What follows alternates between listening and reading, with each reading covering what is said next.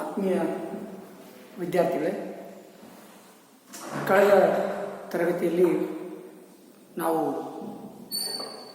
ದ್ವಿತೀಯ PUC ಪ್ರಶ್ನೆ ಪತ್ರಿಕೆಯ ಅಂಕಗಳ ವರ್ಗೀಕರಣವನ್ನು ನಾವು ನೋಡಿದ್ದಾಯಿತು.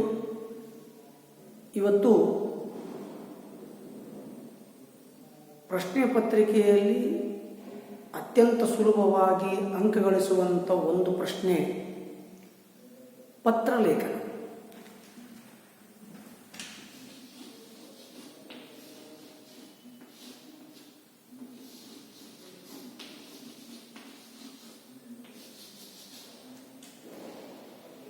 ಪತ್ರಲೇಖನ ಒಂದು ಮಾಧ್ಯಮ. ಈ ಪತ್ರಲೇಖನ ಇತ್ತೀಚಿನ ಪರಿಕಲ್ಪನೆ ಅಲ್ಲ, ಪ್ರಾಚೀನ ಕಾಲದಿಂದಲೂ ಕೂಡ ಈ ಪದ್ಧತಿ ನಮ್ಮಲ್ಲಿ ರೂಢಿ ಇತ್ತು ಅಂತೇಳಿ. ಹಾಗಾದರೆ ಪತ್ರ ಅಂದರೆ ಏನು? ಪತ್ರ ಎಂಬ ಶಬ್ದದ ಅರ್ಥ ಎಲೆ. ಲೇಖನ ಅಂದರೆ ಬರವಣಿಗೆ ಮಾಡೋದು. ಪತ್ರ ಲೇಖನ ಎಲೆಯ ಮೇಲೆ ಬರೆಯುವಂಥ ಪದ್ಧತಿ ಅಂತ ಕರಿತೀವಿ. ಆದರೆ ಪ್ರಾಚೀನ ಕಾಲದಲ್ಲಿ ನಾವು ನೋಡ್ಕೊಂಡು ಬಂದಾಗ ಇದನ್ನ ಬೇರೆ ಬೇರೆ ರೂಪಗಳನ್ನು ತಾಳ್ತಾ ಬಂತು. ಹಾಗಾದರೆ ನಮ್ಗೆ ಇದಕ್ಕೆ ಇರುವಂತಹ ಪುರಾವೆಗಳೇನು? ಫಸ್ಟ್ ನಮಗೆ ಪುರಾವೆ ಬರುತ್ತಾ, ನಮಗೆ ಇಲ್ಲಿ ಮೇಘ ಸಂದೇಶ ಅನ್ನುವಂತಹ ಕೃತಿಯಲ್ಲಿ ಯಕ್ಷ ತನ್ನ ಮನದಾಳದ ಮಾತುಗಳನ್ನು ತಿಳಿಸುವಂತಹ ಸಂದರ್ಭ ಬಂದಾಗ ಆತ ಮೇಘಗಳ ಮೂಲಕ, ಅಂದರೆ ಮೋಡಗಳ ಮೂಲಕ ಸಂದೇಶವನ್ನು ಕಳಿಸ್ತಾ ಇದ್ದ ಅನ್ನುವಂಥ ವಿಚಾರ ತಿಳಿದು ಬರುತ್ತೆ. ಇನ್ನು ಎರಡನೇದು, ಶಾಕುಂತಲೆ ತನ್ನ ಪತಿಯಾಗಿರುವ ದುಷ್ಯಂತನಿಗೆ ಸಂದೇಶವನ್ನು ಕಳಿಸುವಂತಹ ಸಂದರ್ಭದಲ್ಲಿ ಎಲೆಯನ್ನು ಬಳಕೆ ಮಾಡ್ತಾ ಇದ್ದು ಆ ಎಲೆಗಳ ಮೇಲೆ ಬರವಣಿಗೆ ಮಾಡಿ ಸಂದೇಶವನ್ನು ರವಾನಿಸ್ತಾ ಇದ್ದು ಅನ್ನುವಂಥ ಐತಿಹ್ಯ ನಮ್ಮ ಹತ್ರ ಇದೆ. ಹಾಗಾದರೆ ಆ ಕಾರಣಕ್ಕೆ ಪತ್ರ ಎಂಬ ಶಬ್ದದ ಅರ್ಥ ಎಲೆ ಅಂತ ಇದೆ. ಆದರೆ ಅದನ್ನು ನಾವು ಕಾಲಕ್ಕೆ ತಕ್ಕಂಥ ಬದಲಾವಣೆ ಮಾಡ್ಕೊಂಡು ಬಂದಿದ್ದೀವಿ ನಿಜ, ಆದರೆ ಶಬ್ದ ಮಾತ್ರ ಬದಲಾಗಿಲ್ಲ. ಇನ್ನು ಮೂರನೇದೊಂದು ನಮ್ಗೆ ಏನು ಅಂತಂದರೆ, ನಳ ಮತ್ತು ದಮಯಂತಿಯ ಸಂದೇಶವಾಹಕವಾಗಿ ಅವತ್ತವರು ಹಂಸವನ್ನು ಬಳಕೆ ಮಾಡಿದರು, ಹಂಸ ಪಕ್ಷಿಯನ್ನು. ಆ ಹಿನ್ನೆಲೆಯನ್ನು ನೋಡ್ತಾ ಬಂದಾಗ ಈ ಮೂರು ಉದಾಹರಣೆಗಳ ತರುವಾಯ ಕ್ರಿಸ್ತ ಶಕ 1600ರಲ್ಲಿ ಈಸ್ಟ್ ಇಂಡಿಯಾ ಕಂಪನಿ ಭಾರತಕ್ಕೆ ಪ್ರವೇಶ ಮಾಡಿದ ಮೇಲೆ ಅವರು ಈ ಪತ್ರಗಳ ಸಂದೇಶವನ್ನು ರವಾನಿಸುವ ಸಲುವಾಗಿ ಪ್ರತ್ಯೇಕವಾದಂಥ ಇಲಾಖೆಯನ್ನೇ ಅವರು ತೆಗೆದರು.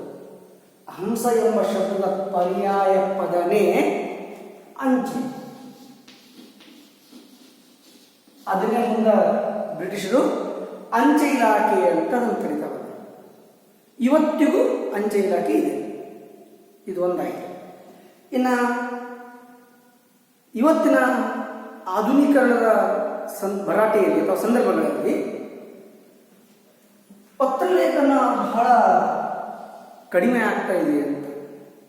ಕಾರಣ ಇವತ್ತಿನ ಅತ್ಯಾಧುನೀಕರಣ ಮಾಧ್ಯಮಗಳು, mobile, internet, SMS, WhatsApp, Facebook ಇಂಥ ಮಾಧ್ಯಮಗಳ ಪ್ರಭಾವದಿಂದಾಗಿ ನಮ್ಮಲ್ಲಿ ಇದು ಕಡಿಮೆ ಆಗ್ತಾ ಇದೆ ಅಂತ. ಆ ಕಾರಣಕ್ಕೆ ದ್ವಿತೀಯ PUC ಒಳಗೆ ಪತ್ರಲೇಖನಕ್ಕೆ 4 ಅಂಕದ ಪ್ರಶ್ನೆಯನ್ನು ಇದು ಮಾಡಿದ್ದಾರೆ. ಅದಕ್ಕೆ 4 ಅಂಕ. ಪ್ರೀತಿ ವಿದ್ಯಾರ್ಥಿಗಳೇ, ಪತ್ರಲೇಖನವನ್ನು ಕೇವಲ 4 ಅಂಕಗಳಿಗೆ ಮಾತ್ರ ನೀವು ಅಧ್ಯಯನ ಮಾಡೋದಲ್ಲ, ಇಡೀ ಜೀವನ ಪೂರ್ತಿ ನಿಮಗ ಎಲ್ಲ ರಂಗಗಳಲ್ಲಿ ಎಲ್ಲ ಕ್ಷೇತ್ರಗಳಲ್ಲಿ ಎಂಥ ಸಂದರ್ಭದಲ್ಲಾದರೂ ಪತ್ರ ಲೇಖನ ಮಾಡಲಿಕ್ಕೆ ಅವಕಾಶ ಬಂದೇ ಬರುತ್ತೆ. ಅದಕ್ಕೆ ದಯಮಾಡಿ ಇದನ್ನು 4 ಅಂಕಗಳಿಗೆ ಅಷ್ಟೇ ಅಲ್ಲ, ಜೀವನಕ್ಕೆ ಬೇಕು ಅನ್ನೋ ಕಾರಣಕ್ಕೆ ಅಧ್ಯಯನ ಮಾಡಿ. ಈ ಹಿನ್ನೆಲೆ ಒಳಗೆ ನಂತರ ಹಾಗಾದರೆ ಇದು ನಮಗೆ ದ್ವಿತೀಯ PUC ಒಳಗೆ 4 ಅಂಕಗಳಿಗೆ ನಿಗದಿ. ಹಾಗಾದರೆ ಪ್ರಶ್ನೆ ಹೇಗೆ ಬರ್ತಾವ? ಪತ್ರಲೇಖನಗಳಲ್ಲಿ ವಿವಿಧ ರೀತಿಯ ಪತ್ರಗಳಿದ್ದಾವೆ. ನಮ್ಮ ಪಠ್ಯಕ್ರಮಕ್ಕೆ ಯಾವ ಪತ್ರಗಳಿದ್ದಾವ? ಹಾಗಾದರೆ ಪತ್ರಲೇಖನಕ್ಕೆ ನಮಗೆ 2 ವಿಭಾಗಗಳಿದ್ದಾವೆ. 2 ವಿಭಾಗಗಳು ನಮ್ಮ ಪಠ್ಯಕ್ರಮಕ್ಕಿದ್ದಾವೆ. ಒಂದನೇದ್ದು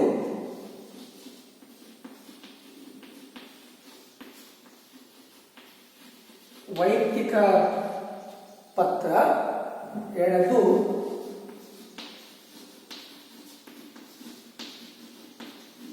ವ್ಯಾವಹಾರಿಕ ಪತ್ರ. ಹೆಸರೇ ಸೂಚಿಸುವಂತೆ ವೈಯಕ್ತಿಕ, ವ್ಯಾವಹಾರಿಕ. ವೈಯಕ್ತಿಕ ಇದನ್ನು ನೀವು ಆಂಗ್ಲ ಭಾಷೆಯೊಳಗ ಪರ್ಸನಲ್ ಅಂತ ಕರಿತೀರಿ. ವ್ಯಾವಹಾರಿಕ ಪತ್ರವನ್ನ ಬಿಸ್ನೆಸ್.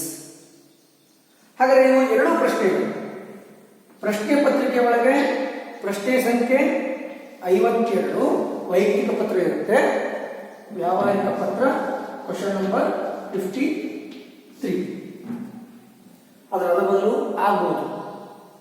ಹಾಗಾದ್ರೆ ಮೊದಲು ನಾವು ವೈಯಕ್ತಿಕ ಪತ್ರ ಅಂದ್ರೆ ಏನು?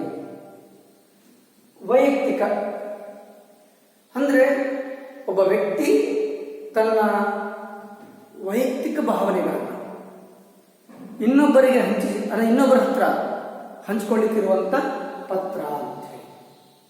ಇನ್ನು ವ್ಯಾವಹಾರಿಕ ಅನ್ನೋದಾದ್ರೆ ಹೆಸರೇ ಸೂಚಿಸ್ತದಲ್ಲಿ ವ್ಯವಹಾರ, ನಾನು ಮತ್ತೊಬ್ಬನ ಜೊತೆಗೆ ವ್ಯವಹಾರ ಮಾಡಬೇಕಾದ್ರೆ ಏನು ಬೇಕು ಅದನ್ನು ಮಾತ್ರ ತಿಳಿಸುವಂಥ ಲೇಖನ ಯಾವುದು ಅಂದರೆ ಪತ್ರಲೇಖನ.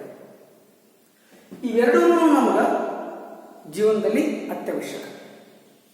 ಹಾಗಾದರೆ ವೈಯಕ್ತಿಕ ಪತ್ರಕ್ಕೂ ವ್ಯಾವಹಾರಿಕ ಪತ್ರಕ್ಕೂ ಸ್ವಲ್ಪನೇ ವ್ಯತ್ಯಾಸ. ಹಂತಗಳು ಎಲ್ಲ ಸೇಮು, ಆದರೆ ಸ್ವಲ್ಪ ವ್ಯತ್ಯಾಸ. ಹಾಗಾದರೆ ಅದರ 2 ಪತ್ರಗಳ ಹಂತಗಳು. ನಂಬರ್ 1,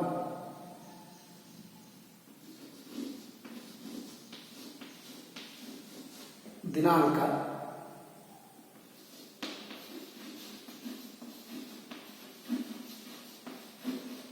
ವರವಿಳಾಸವನ್ನ ಇವರಿಗೆ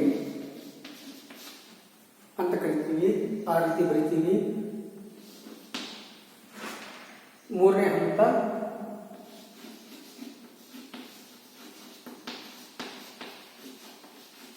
ಸಂಬೋಧನೆ. 4ನೇದು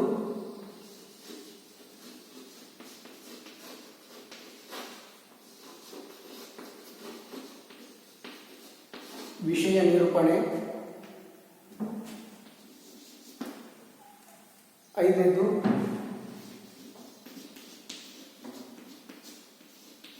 ಮುಕ್ತಾಯ. 6ನೇದು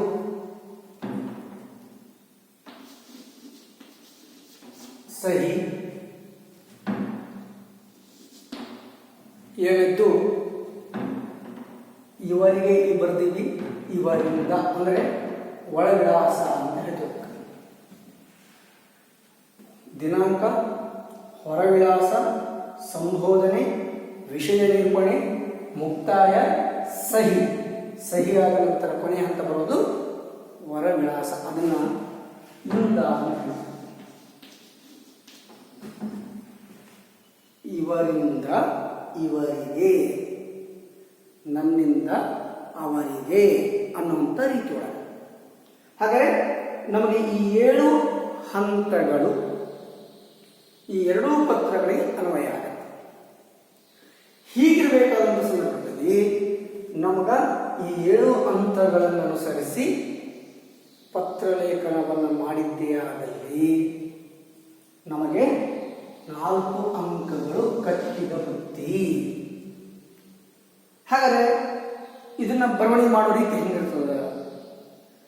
ದ್ವಿತೀಯ PUC ಪಠ್ಯಕ್ರಮದ ಅನುಸಾರವಾಗಿ ನಾವು ಹೇಳೋದಾದರೆ ಪಲ್ಲವ ಪುಸ್ತಕದಲ್ಲಿರುವಂಥ ಪ್ರಶ್ನೆಗಳನ್ನೇ ಅಭ್ಯಾಸ ಮಾಡಿ ನಾವು ರೂಢಿಸ್ಕೊಂಡ್ಬಿಟ್ರೆ ಅವೇ ಪ್ರಶ್ನೆಗಳಲ್ಲಿ ಒಂದು ಪ್ರಶ್ನೆ ಕೇಳಲಾಗುತ್ತೆ. ಹಾಗಾದ್ರೆ ವೈಯಕ್ತಿಕದೊಳಗೆ ಏನು ಕೇಳ್ಬೋದು? ಯಾರ್ಯಾರು ಬರ್ತಾರಲ್ಲಿ? ವೈಯಕ್ತಿಕದೊಳಗ ಮೊದಲು ಪೋಷಕರು ಬರ್ತಾರೆ, ಸಂಬಂಧಿಕರು ಬರ್ತಾರೆ, ಗೆಳೆಯರು ಬರ್ತಾರೆ. ಈ ಮೂವರಿಗೂ ಬರೆಯುವಂಥ ಪತ್ರವನ್ನು ನಾವು ವೈಯಕ್ತಿಕ ಪತ್ರ ಅಂತ ಹೇಳ್ತೀವಿ. ಪೋಷಕರು ಅಂದರೆ ಯಾರು? ನೀವೆಲ್ಲ ವಿದ್ಯಾಭ್ಯಾಸಕ್ಕೆಂದ ಬೇರೆ ಊರಿಗೆ ಹೋಗಿರ್ಬೋದು, ಅಥವಾ ನಿಮ್ಮ ತಂದೆ ತಾಯಿಗಳು ಬೇರೆ ಊರಿಗೆ ಹೊರಗೆ ಕೆಲಸಕ್ಕಾಗಿ ಅಂತ ಹೋಗಿರ್ಬೋದು. ಅಂಥ ಸಂದರ್ಭದಲ್ಲಿ ನನ್ನ ವಿಚಾರಧಾರೆಗಳನ್ನು ನನ್ನ ಪಾಲಕರಿಗೆ ಹೇಳಿಕೊಳ್ಳುವಂಥ ವಿಚಾರ. ಇನ್ನು ಎರಡದ್ದು ಸಂಬಂಧಿಕರು, ಸೋದರ ಸಂಬಂಧಿಗಳಾಗಿರ್ಬೋದು, ರಕ್ತ ಸಂಬಂಧಿಗಳಾಗಿರ್ಬೋದು, ಯಾರೇ ಇರಲಿ ಅವರನ್ನು ನಾವು ಪತ್ರವನ್ನು ಬರೆದು ಹೇಳುವಂಥದ್ದು. ಇನ್ನು ಗೆಳೆಯರು, ಆ ಗೆಳೆಯರಿಗೂ ನಾವು ಕೂಡ ಪತ್ರವನ್ನು ಬರೆಯುವುದನ್ನು ವೈಯಕ್ತಿಕ. ಅಲ್ಲಿ ಯಾಕೆ ವೈಯಕ್ತಿಕ ಅಂತ ಹೇಳ್ತೀವಿ ಅಂದರೆ ನಮ್ಮ ಭಾವನೆಗಳನ್ನು ಹಂಚ್ಕೊಳ್ಳಿಕ್ಕೆ ಅವಕಾಶ ಇರುತ್ತೆ. ತಂದೆ ತಾಯಿಗಳ ಹತ್ರ ಭಾವನೆ ಹಂಚ್ಕೊಳ್ತೀವಿ, ಸೋದರ ಸಂಬಂಧಿಗಳ ಹತ್ರ ಭಾವನೆ ಹಂಚ್ಕೊಳ್ತೀವಿ, ಗೆಳೆಯರ ಹತ್ರನೂ ಕೂಡ ಭಾವನೆಗಳನ್ನು ಹಂಚ್ಕೊಳ್ತೀವಿ. ಆ ಕಾರಣಕ್ಕ ಈ ವೈಯಕ್ತಿಕ ಪತ್ರದಲ್ಲಿ ನಮಗೆ ಆ ಮೂರು ಪ್ರಮುಖ ಪಾತ್ರವನ್ನು ವಹಿಸ್ತಾರೆ. ಇನ್ನು ಇಲ್ಲಿ ವ್ಯಾವಹಾರಿಕ ಪತ್ರಕ್ಕೆ ಬಂದಿದ್ದಾದರೆ ಇಲ್ಲಿ ಬರುವಂಥ ಸಂಘ ಸಂಸ್ಥೆಗಳ ಅಧ್ಯಕ್ಷರಿಗೆ, ಅಧಿಕಾರಿಗಳಿಗೆ, ರಾಜಕಾರಣಿಗಳಿಗೆ, ಅಥವಾ ಯಾವುದೋ ಒಂದು ಇಲಾಖೆಯಲ್ಲಿ ನಮಗೆ ಕೆಲಸ ಆಗಬೇಕಾಗಿದೆ ಅಂತಹ ಸಂದರ್ಭಗಳಲ್ಲಿ ಆ ಅಧಿಕಾರಿಗಳಿಗೆ ಪತ್ರವನ್ನು ಬರೀಬೇಕಾದಾಗ ವ್ಯವಹಾರ ಪತ್ರವನ್ನು ನಾವು ಬಳಕೆಯನ್ನು ಮಾಡ್ತೀವಿ. ಇನ್ನೊಂದು ಬಹಳ ಗಮನದಲ್ಲಿಡಬೇಕಾದಂಥ ಅಂಶ ಏನು ಅಂತಂದರೆ, ಪ್ರತಿ ಹಂತದಲ್ಲೂ ನಮಗೆ ಇವತ್ತಿನ ದಿನಮಾನಗಳಲ್ಲಿ ಅತ್ಯಂತ ಹೆಚ್ಚು ಬಳಕೆಯಾಗುವ ಪತ್ರ ಅಂದರೆ ವ್ಯಾವಹಾರಿಕ ಪತ್ರ. ಸರ್, ವೈಯಕ್ತಿಕ ಯಾಕಿಲ್ಲ ಅಂತ ಪ್ರಶ್ನೆ ಬರ್ಬೋದು. ಆದರೆ ವೈಯಕ್ತಿಕ ಯಾಕಿಲ್ಲ ಅಂತಂದರೆ ಇತ್ತೀಚಿನ ಮಾಧ್ಯಮಗಳ ಪ್ರಭಾವದಿಂದ ನಮ್ಮ ಸಂದೇಶಗಳನ್ನು ರವಾನಿಸುವಂತಹ ಸಂದರ್ಭ ಬಂದಾಗ ನಾವಿವತ್ತು ಅತ್ಯಾಧುನೀಕರಣ ಮಾಧ್ಯಮಗಳನ್ನು ಬಳಕೆ ಮಾಡ್ತಾ ಇದ್ದೀವಿ. ಹಾಗಾದರೆ ವ್ಯಾವಹಾರಿಕವಾದರೆ ಮೌಖಿಕವಾಗಿ ಯಾರು ಯಾವ ಕೆಲಸವನ್ನು ಮಾಡೋದಿಲ್ಲ. ಉದಾಹರಣೆಗೆ, ನೀವು SLC ಪಾಸ್ ಆಗಿ ಬರ್ತೀರಿ ಅಥವಾ ದ್ವಿತೀಯ PUC ಪಾಸ್ ಆಗ್ತೀರಿ. ಪಾಸಾದಂಥ ಸಂದರ್ಭಗಳಲ್ಲಿ ಶಾಲೆಯ ಕಾಲೇಜಿಗೆ ಬರ್ತೀರಿ. ಬಂದು ಮುಂದಿನ ವಿದ್ಯಾಭ್ಯಾಸಕ್ಕಂತ ಹೇಳಿ ನಿಮಗೆ ವರ್ಗಾವಣೆ ಪತ್ರ ಅಂದರೆ TC ಬೇಕು. ಅಲ್ಲಿ ಬಂದು ಅಧಿಕಾರ ವರ್ಗವನ್ನು ನನಗೆ ವರ್ಗಾವಣೆ ಪತ್ರ ಕೊಡಿ ಅಂತ ಕೇಳಿದರೆ ಅವ್ರು ಹೇಳ್ತಾರೆ, ಒಂದು ಅರ್ಜಿಯನ್ನು ಬರೀ. ಯಾಕಂದರೆ ಮೌಖಿಕ ಯಾವುದಕ್ಕೂ ಪ್ರಯೋಜನ ಇಲ್ಲ. ಆದರೆ ನೀವು ವ್ಯಾವಹಾರಿಕ ಪತ್ರವನ್ನು ಬಳಕೆ ಮಾಡಬೇಕಾಗುತ್ತೆ. ಆ ಕಾರಣಕ್ಕೆ ನಾನು ಮೊದಲೇ ಹೇಳಿದಂತೆ ಈ ಒಂದು ಶೀರ್ಷಿಕೆಯನ್ನು ಅಂದರೆ ಪತ್ರಲೇಖನ ಎನ್ನುವ ಶೀರ್ಷಿಕೆಯನ್ನು ಕೇವಲ 4 ಅಂಕಗಳಿಗೆ ಮಾತ್ರ ಅಲ್ಲ, ನಿಮ್ಮ ಜೀವನ ಪೂರ್ತಿ ಉಪಯೋಗಕ್ಕೆ ಬರುವಂತಹ ಶೀರ್ಷಿಕೆ ಆದ್ದರಿಂದ ಅದನ್ನು ಬಹಳ ಅಚ್ಚುಕಟ್ಟಾಗಿ ತಿಳ್ಕೊಳ್ಳಿಕ್ಕೆ ಪ್ರಯತ್ನವನ್ನು ಮಾಡಿ. ತದನಂತರ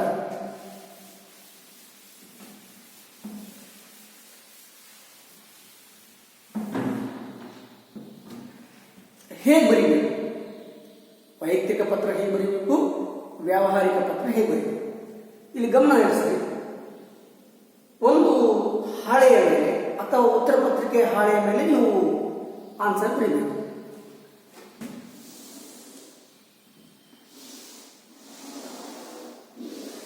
ಇದು ಒಂದು ಹಾಳೆ.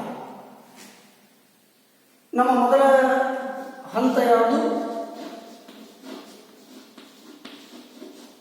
ದಿನಾಂಕ. ಇದು ನಾವು ಮೊದಲು ಹೇಳ್ತಾ ಇರೋದು ಮೊದಲನೇ ಪತ್ರ ವೈಯಕ್ತಿಕ ಪತ್ರ. ದಿನಾಂಕ ಬೇಕು. ಹಾಳೆಯ ಬಲಭಾಗ ಅಂದರೆ ನಾವು ಬರಿತಾ ಇರೋ ಸಂದರ್ಭದಲ್ಲಿ ಬಲಭಾಗದ ಮೇಲ್ಭಾಗದಲ್ಲಿ ಅಲ್ಲಿ ದಿನಾಂಕವನ್ನು ಬರಿತೇವೆ. ದಿನಾಂಕವನ್ನು ಬರೆಯುವಂತಹ ಉದ್ದೇಶ ಏನು? ಪತ್ರವನ್ನು ಬರೆಯುವಂತಹ ವ್ಯಕ್ತಿ ಯಾವ ದಿನದಂದು ಪತ್ರವನ್ನು ಬರೆದ, ಸರ್ ಅದರ ಏನು ವಿಶೇಷದ ಅಂತ ಕೇಳ್ಬೋದು ನೀವು. ಆದರೆ ಹಿಂದಿನ ದಿನಮಾನಗಳಲ್ಲಿ ಸಂದೇಶ ರವಾನೆ ಮಾಡಲಿಕ್ಕೆ ಬಹು ವೇಗವಾಗಿರಲಿಲ್ಲ. ಅಂದರೆ ಒಂದು ಪತ್ರ ಒಂದು ವಾರ, 10 ದಿವಸ, 15 ದಿವಸಗಳ ನಂತರ ತಲುಪ್ತಾ ಇತ್ತು. ಹಾಗಾದರೆ ಆ ವ್ಯಕ್ತಿ ಎಂದು ಬರ್ದ? ನಿನ್ನೆ ಮೊನ್ನೆ ಬರೆದಿದ್ದು, 10 ದಿವಸ ಕೆಳಗೆ ಬರೆದಿದ್ದು. ಯಾಕಂದರೆ ಏನಾದರೂ ಮೆಸೇಜ್ ಇತ್ತಂದರೆ ನಾವು ತಿಳ್ಕೋಬೇಕಲ್ಲ, ಆ ಕಾರಣಕ್ಕೆ ದಿನಾಂಕವನ್ನು ಬರೆಯುವಂಥದ್ದು ಬಹಳ ಪ್ರಮುಖವಾದದ್ದು ಇದು. ಇನ್ನು ಎರಡನೇದು, ಇವರಿಂದ ಇವರಿಗೆ ಅಂತ ಅಂದರೆ ಇಲ್ಲಿ ಬರುತ್ತೆ, ಇವರಿಗೆ ಅಂತ ಬರುತ್ತೆ. ಆದರೆ ಎಲ್ಲಿ ಬರಬೇಕು ಅಂತ ನಾನು ಆಮೇಲೆ ಹೇಳ್ತೀನಿ. ಇನ್ನು ಮೂರನೇದು, ನಾವು ಡೈರೆಕ್ಟಾಗಿ ಈ ಪತ್ರದಲ್ಲಿ ಎಲ್ಲಿ ಹೋಗ್ತೀವಿ ಅಂದರೆ ಸಂಬೋಧನೆಗೆ ಹೋಗ್ತೀವಿ.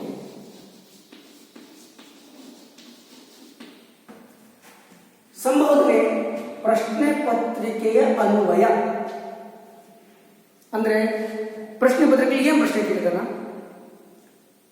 ನೀವು ಆಚರಿಸಿದಂತಹ ಯಾವುದಾದ್ರೂ ಒಂದು ಹಬ್ಬದ ವಿಚಾರವನ್ನು ಕುರಿತು ತಂದೆ ತಾಯಿಗೋ, ಸಂಬಂಧಿಕರಿಗೋ ಅಥವಾ ಗೆಳೆಯರಿಗೋ ಪತ್ರ ಬರೆಯಿರಿ ಅಂತ ಪ್ರಶ್ನೆ ಕೇಳ್ತಾರೆ. ಅದನ್ನಿಟ್ಕೊಂಡು ಇಲ್ಲಿ ಸಂಬೋಧನೆ ಮಾಡೋದು. ನಿಮಗಿಂತ ಕಿರಿಯರಾಗಿದ್ದರೆ ಯಾವ ಶಬ್ದವನ್ನು ಬಳಕೆ ಮಾಡಬೇಕು? ನನ್ನ ತೀರ್ಥ ಸ್ವರೂಪ ಅಥವಾ ನನ್ನ ಪ್ರೀತಿಯ ತಂದೆ ಅಥವಾ ತಾಯಿ, ಕಾಮ. ವ್ಯಾವಹಾರಿಕ ಪತ್ರದಲ್ಲಿ ಬೇರೆ ಇದೆ. ಇವರಿಗೆ ಅಂದಾಗ ನಾನು ಯಾರಿಗೆ ಪತ್ರ ಬರಿತಾ ಇದ್ದೀನಿ? ಇಲ್ಲಿ ಪತ್ರ ಬರಿತಾ ಇರುವಂಥ ಸಂದರ್ಭದಲ್ಲಿ ಗಮನಿಸಬೇಕಾದಂಥ ಅಂಶ ಇದು. ಬರ್ರಿ ಒಡಲು ಅಂದರೆ ಸಂಬೋಧನೆ ಆಯಿತು, ಅಂದರೆ 1ನೇ ಪಾಯಿಂಟ್ ಆಯಿತು, 3ನೇ ಪಾಯಿಂಟ್ ಆಯಿತು. ಇನ್ನು ಕೊನೆಗೆ ಬರುವಂಥದ್ದು ವಿಷಯ ನಿರೂಪಣೆ.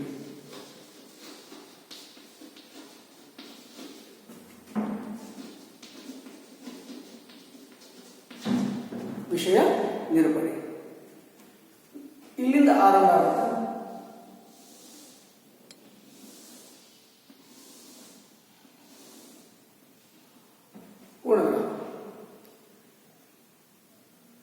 ನಿರೂಪಣೆಗೆ ನಿರ್ದಿಷ್ಟವಾದ ವಿಚಾರಗಳನ್ನು ತಿಳಿಸುವ ಒಂದು ಪರಿಕಲ್ಪನೆ ಇದೆ. ಆದರೆ ಇಲ್ಲಿ ವೈದಿಕ ಪತ್ರದೊಳಗೆ ಎಷ್ಟು ವಿಚಾರಗಳನ್ನಾದರೂ ನೀವು ಧಾರಾಳವಾಗಿ ಬರಲಿಕ್ಕೆ ಅವಕಾಶ ಇದೆ. ಆ ಹಿನ್ನೆಲೆಯೊಳಗೆ ನೀವು ಎಷ್ಟು ಲೈನ್, ನಾನು ಇಲ್ಲಿ ಉದಾಹರಣೆ ತೋರಿಸಿದ್ದು, ಯಾಕಂದರೆ ಎಷ್ಟೋ ಸಂದರ್ಭಗಳಲ್ಲಿ ಭಾವನೆಗಳನ್ನು ಹಂಚ್ಕೊಳ್ತಾ ಹೋದಂಥ ಸಂದರ್ಭದೊಳಗೆ ಅದು ದೀರ್ಘವಾಗ್ತಾ ಹೋಗುವುದು, ಅದನ್ನು ನಿರ್ದಿಷ್ಟವಾಗಿ ಬರಲಿಕ್ಕೆ ಬರೋದಿಲ್ಲ. ಆದರೆ ವ್ಯಾವಹಾರಿಕ ಪದದಲ್ಲಿ ವಿಷಯ ನಿರೂಪಣೆ ದೀರ್ಘವಾಗಿರುವುದಲ್ಲ, ವಿಷಯಕ್ಕೆ ತಕ್ಕಂತೆ ಮಾತ್ರ. ಇಲ್ಲಿ ನೆಕ್ಸ್ಟ್ ನಮಗೆ ಬರುವಂಥದ್ದು 5ನೇ ಅಂಶ, ಮುಕ್ತಾಯ. ಅಂದರೆ ಆಶೀರ್ವಾದದೊಂದಿಗೆ ಅಥವಾ ಧನ್ಯವಾದಗಳೊಂದಿಗೆ ಅನ್ನುವಂಥ ಪದದ ಮೂಲಕ ನೀವಿಲ್ಲಿ ಸಂಬೋಧನೆ ಏನು ಮಾಡಿರ್ತೀರೋ ಅದರ ತಕ್ಕಂತೆ ಮುಕ್ತಾಯ ಇರುತ್ತೆ. ಹಾಗಾಗಿ ಸಹಿ ಅಂದರೆ ಇಂತಿ ನಿಮ್ಮ ವಿಶ್ವಾಸಿ ಅಥವಾ ಇಂತಿ ನಿಮ್ಮ ಪ್ರೀತಿಯ ಮಗ ಅಥವಾ ಮಗಳು ಅನ್ನುವಂಥದ್ದನ್ನು ನೀವು ಬರಿತೀರಿ. ಹಾಗಾದರೆ ನಮಗಿಲ್ಲಿ 5 ವಿಚಾರಗಳಲ್ಲಿ 2 ವಿಚಾರಗಳು ಉಳಿದು, ಒಂದು ಹೊರ ವಿಳಾಸ, ಇನ್ನೊಂದು ಹೊರ ವಿಳಾಸ. ಒಳ ಅಂದರೆ ಇವರಿಂದ, ಹೊರ ಅಂದರೆ ಇವರಿಗೆ ಎನ್ನುವಂಥ ಶಬ್ದವನ್ನು. ಹಾಗಾದರೆ ಎಲ್ಲಿ ಬರೀಬಹುದು?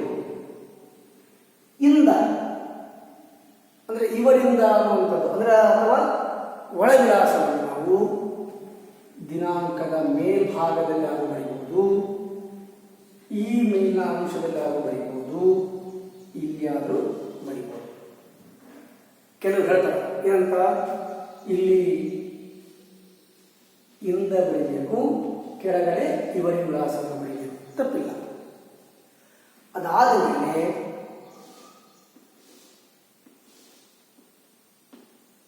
ಇಲ್ಲಿ ಇವರಿಗೆ ಯಾರಿಗೆ ಪತ್ರ ಬರೆಯಬೇಕಂತ ಮಾಡಿರಲ್ಲ ಆ ಪತ್ರವನ್ನು ವಿಳಾಸವನ್ನು ಬರೆಯುವಂಥದ್ದು. ಒಟ್ಟು 7 ಹಂತ. 1 2 3 4 5 6 7. ಈ 7 ಹಂತಗಳನ್ನು ಯಾವುದೇ ಹಂತವನ್ನು ತಪ್ಪು ಮಾಡದೆ ನೀವು ಲೇಖನ ಮಾಡಿದ್ದೀಯಾದರೆ 4 ಅಂಕ ಖಚಿತ. ಇದು ವೈಯಕ್ತಿಕ ಪತ್ರ. ಆ ವೈಯಕ್ತಿಕ ಪತ್ರದಲ್ಲಿ 7 ಹಂತಗಳನ್ನು ನಾವು ಬಳಕೆ ಮಾಡಬಹುದು.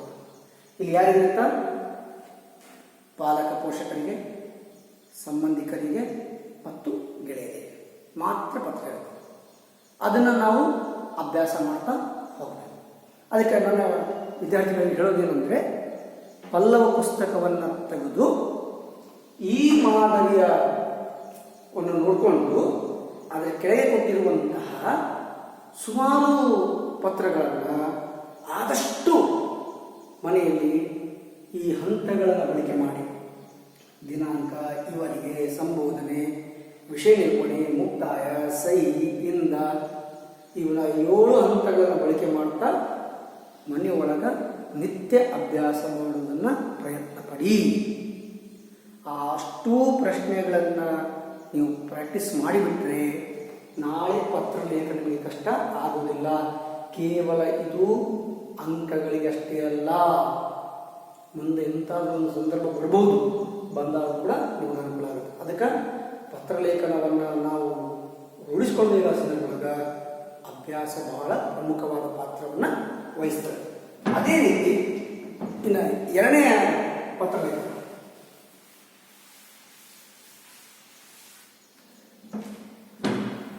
ವ್ಯಾವಹಾರಿಕ ಪತ್ರಲೇಖನ, 2ನೇ ಭಾಗ. ಇಲ್ಲಿ ಬಹಳ ಗಮನಿಸಬೇಕು. ಎಷ್ಟೋ ನಮ್ಮ ವಿದ್ಯಾರ್ಥಿಗಳು ವೈಯಕ್ತಿಕ ಪತ್ರವನ್ನು ಬರೀಬೇಕಾದಂಥ ಸಂದರ್ಭದಲ್ಲಿ ತರಗತಿಗಳಲ್ಲಿ ಎಷ್ಟು ಹೇಳಿದ್ರು ಸಹಿತ ವೈಯಕ್ತಿಕ ಪತ್ರದಲ್ಲಿ ವಿಷಯವನ್ನು ಬರೀತಾರೆ.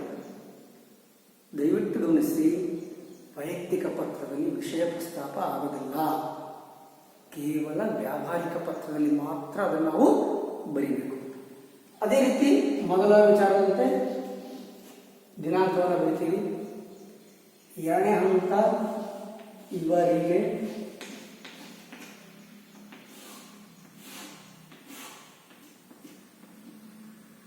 ಬಹಳ ಗಮನಿಸಿರಲಿ ಪ್ರಶ್ನೆ.